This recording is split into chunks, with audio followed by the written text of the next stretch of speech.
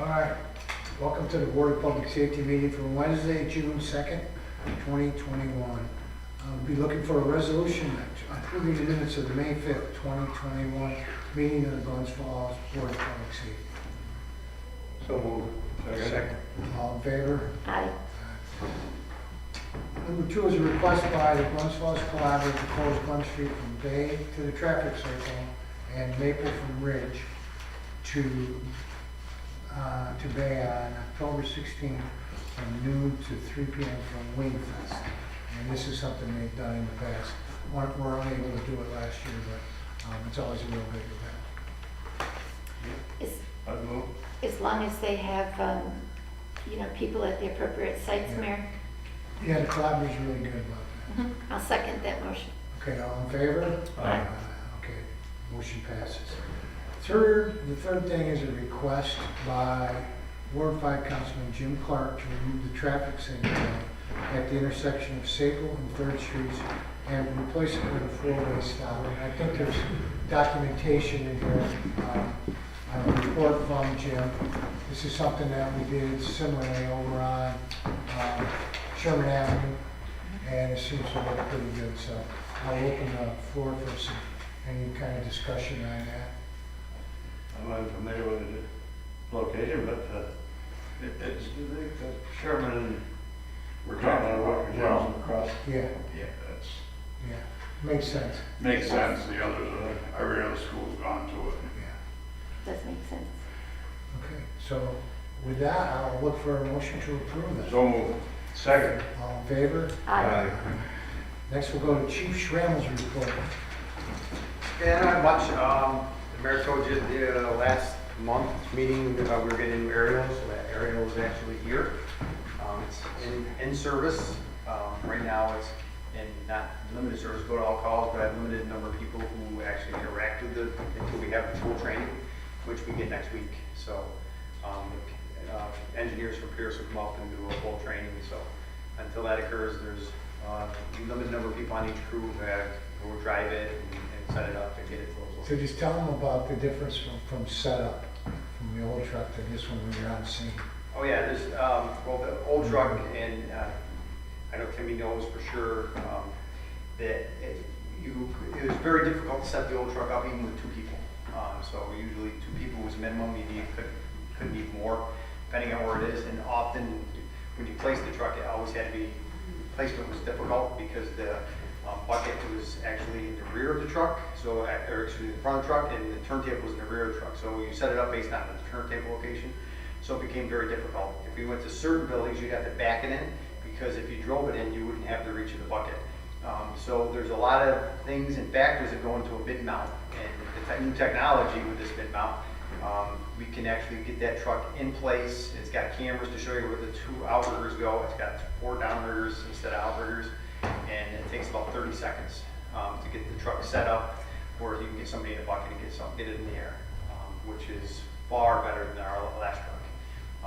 And just set up, and then in placement, it makes it even that much better, because we're talking minutes worth of placing the truck versus you can pretty much pull up to the scene now, and using the technology that's available in the truck, you could actually place it immediately without any delay. Where before you'd have to get out and check the area, possibly back it in. There's a lot of things that went into as far as teaching people how to do. So it's a little bit more of a training process to teach people how easy it is, believe it or not, and to re-customize people, saying that, hey, you don't have to do all this crazy stuff we did before, that this is how we do it and how easy it is. But it's a big difference for us, especially for a low medium power department, where you may have one person show up on the scene that's physically got to get that truck in operation and possibly get water to the the aerial, and do all those things. Right now we can pretty much do that with one person, which we could not before. So it definitely makes a big difference. Pretty impressive. And then the only other thing is we had Ben Harrington, who actually just finished the academy last week. So hazardous materials last week and ropes the week before. And so now he came in, so he's got full firefighter certification, and he's got hazmat and rope rescue. So which really intertwines well with how we operate. So he's on the crew now doing his normal training, which we do for any recruit when they get out of the academy. So kind of the ride along, I would say, even though they don't ride along, but, you know, where he's got a mentor, he's kind of going through stuff. So we're in that process now, so it worked out very well. So that academy had some issues because of some problems they had there, so it was a little bit of a heavy lift to get it through and get it done. And they had a couple of COVID outbreaks out there, slowed us down. But other than that, it was pretty uneventful. And that's all I got. Great. Thanks, Chief. More thanks, up, Chief. Second? All in favor? Aye. Chief Beauclair's report. So in May, we had 2 officers complete field training officers. So they're Officer Fu and Officer Mello are now certified as field training officers. We actually had 6 officers complete an 8-hour training of introduction to Project Lifesaver, and that's a county-wide program. Well, it's actually spread throughout, but the county's been doing it for a period of time now. And I in the report, I attached a brief summary of what Project Lifesaver is, but basically it's a program that people with cognitive deficiencies, they have issues with history of prone to wander off and that sort of thing. It's an ability to track them. So they took part in the introductory training of that, and there's going to be additional training that's going to be available going forward. One of those officers that's undergoing the training is going to be Officer Norton. So the plan going forward is to advertise it. Hopefully, I believe in talking with the investigator from the sheriff's office that's kind of running the show on their end. There's actually 2 people, I believe, that are in the city right now, or that are residents of the city that are signed up for the program. Hopefully, that once our officers are trained and Officer Norton can get it out there, we can get more people signed up, so that in the event that we do have a situation where somebody that has that condition and they wander off, it'll be something that we can find them much quicker rather than having a tragic circumstance. So we're just getting involved with that, and hopefully we'll advertise that and get some folks signed up for that. Additionally, last meeting there was a discussion about our death scene investigations. I did look at the numbers since then. I reviewed it. Last calendar year, we as an agency responded to 40 death investigations that we were involved with. I did a review of each and every one of those investigations, and based on what we did on those, I feel comfortable that they were handled properly. I did attach to the paperwork that I sent out what our officers do at a bare minimum when they respond to each one of those calls. And so if there are any questions, I know that there were a couple questions that were raised at the last meeting. I hope that the report that I provided you answer some of those. If there's additional questions beyond that, I'm certainly open to discussing it. But I feel comfortable right now that our agency's handling it, the circumstances, and I don't really need to change it. I'm certainly open to discussing that if folks would like to. So the other thing is that I just need executive session to discuss personnel matters. I have a question about Lifesaver. Okay. Are you at the point now where you're accepting people calling up and saying, my husband's lost his mind, can you keep an eye on him, that sort of thing? You stop talking about me. Certainly, if we're willing to do welfare checks as necessary and help out, but if we have the ability to provide assistance and make referrals to, adult protective services and things of that nature, and our officers are willing to help out in any way, shape, or form that they can.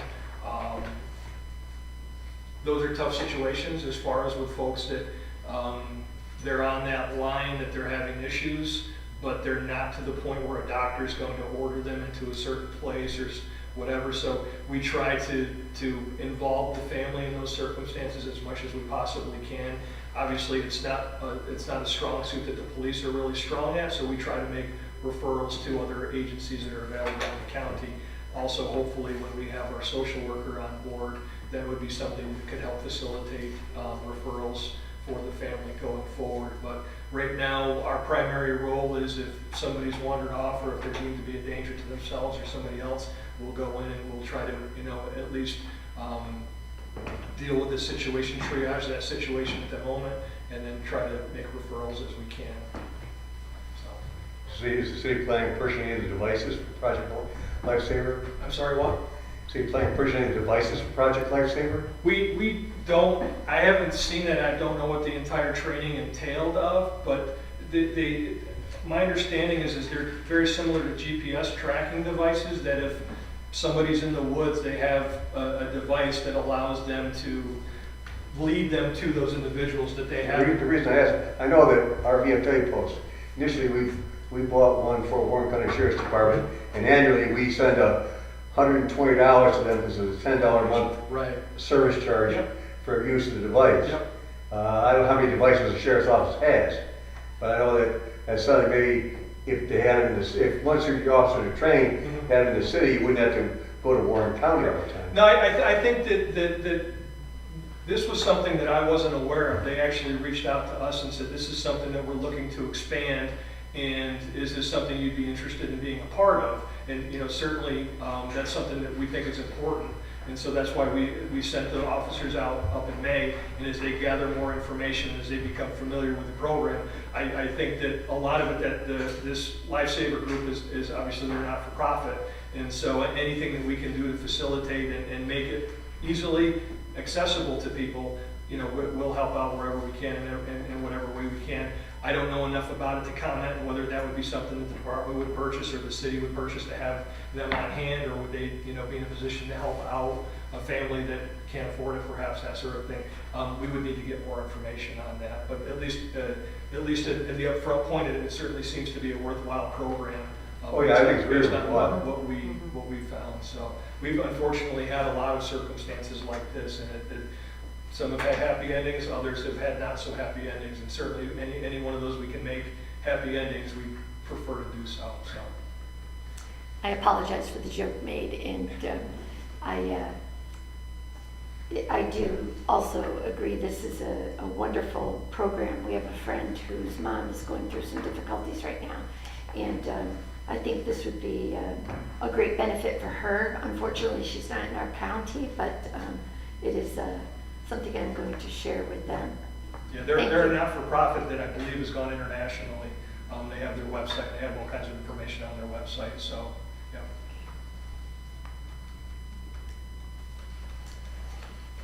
Anything else? That's all I have. Okay.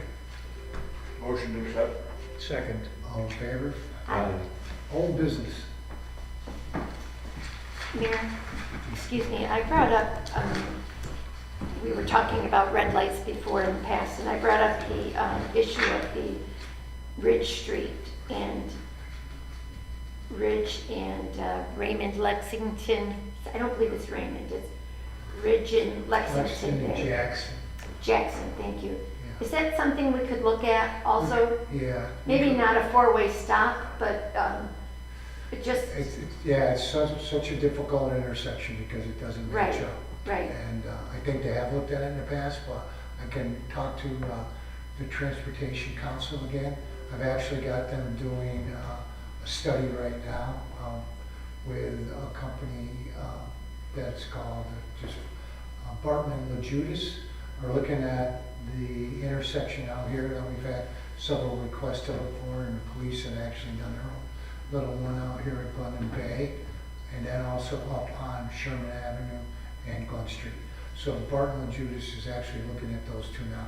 And after they're done with those, we could ask them to, again, look at that intersection to see what the recommendations are. Or if we could even leave it a continuous blinking yellow and red, that seems to work all summer when they do that, they switch it. I'd just let you know this, during the school season, I don't think that's functional. And these guys that have already crossing guards who work there. But if you put a blinking red and yellow at that intersection, the crossing guards would have a very difficult time at that intersection. Okay, That intersection, in my opinion, the red light and the red and green lights work perfectly well during school season.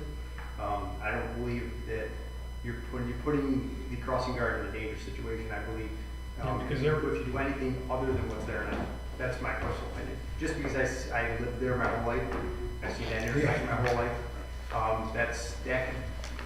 making that anything other than what it is, I know it's a complicated intersection, but I believe you're putting people at risk. including the crossing guards and kids We crossing. asked the crossing guards just to cross with traffic lights, and if Ridge stayed blinking yellow, we'd be asking the crossing guard to step out in the middle of Ridge Street and actually stop traffic. Okay. And okay. I could see that I happening. mean, I don't know what Bad the outcome. problem is either, so that's the. I don't either, I travel that a lot. Might as well you get held up on that there. No, I agree, but I've been contacted about it, so I'm trying Sure. to do my due diligence. Okay, Thank you. you bet. New business, anything? Okay, motion to go in executive session. So moved. Second.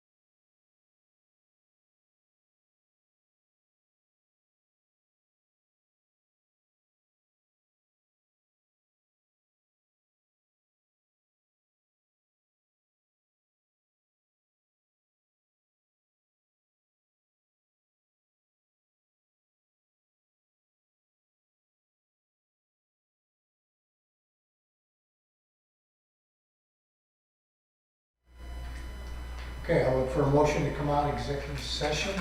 So move. All in favor? Aye. All right, up next we have some appointments, some promotions. I look for a motion to approve Assistant Chief Jared Smith to Chief as provisionally as of August 1st. I so move. Second? All in favor? Aye.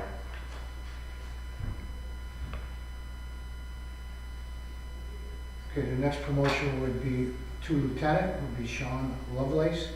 He would be coming from, Lieutenant Sean Lovelace will now be appointed the assistant chief, taking place on August 1st. I so move.